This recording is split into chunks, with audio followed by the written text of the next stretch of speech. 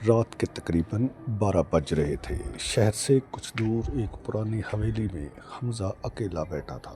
حویلی سے اپنے دادا سے ورثے میں ملی تھی، مگر پچھلے 10 سال سے وہاں کوئی نہیں گیا تھا۔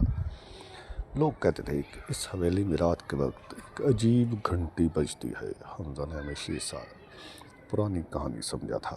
اس رات وہ حویلی کی صفائی کے لیے وہاں آیا تھا۔ بارش زوروں پر تھی اور بجلی بار بار جا رہی تھی۔ اچانک ٹن ٹن ٹن حویلی کے اندر کہیں گھنٹی بجی۔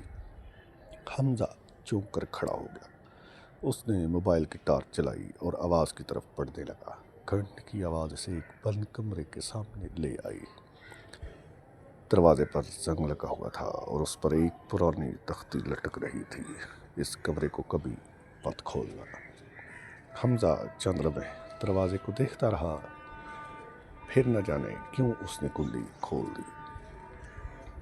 دروازہ چرچراتا ہوا کھلا۔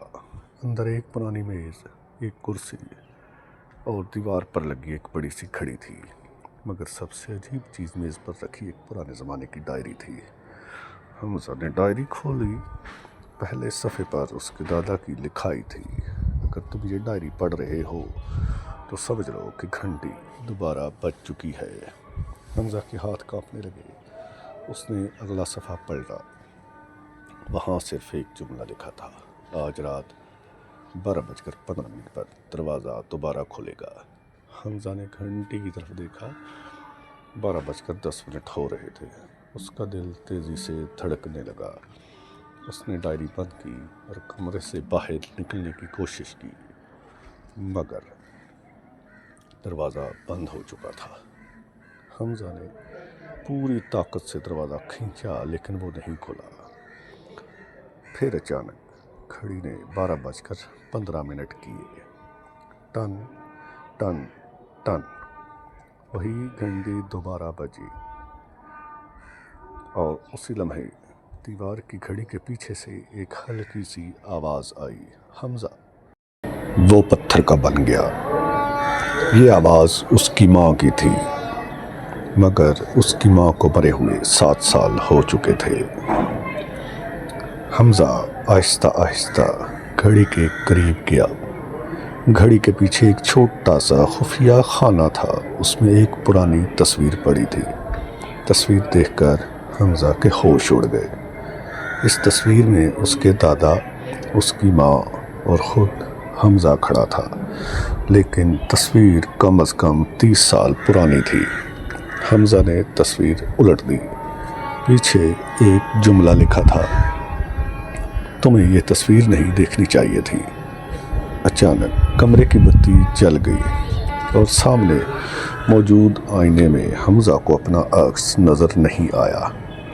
آئینے میں ایک بوڑھا آدمی کھڑا تھا۔ وہ حمزہ کے دادا تھے۔ دادا نے آئینے کے اندر سے ہاتھ اٹھایا اور انگلی ہونٹوں پر رکھ کر خاموش رہنے کا اشارہ کیا۔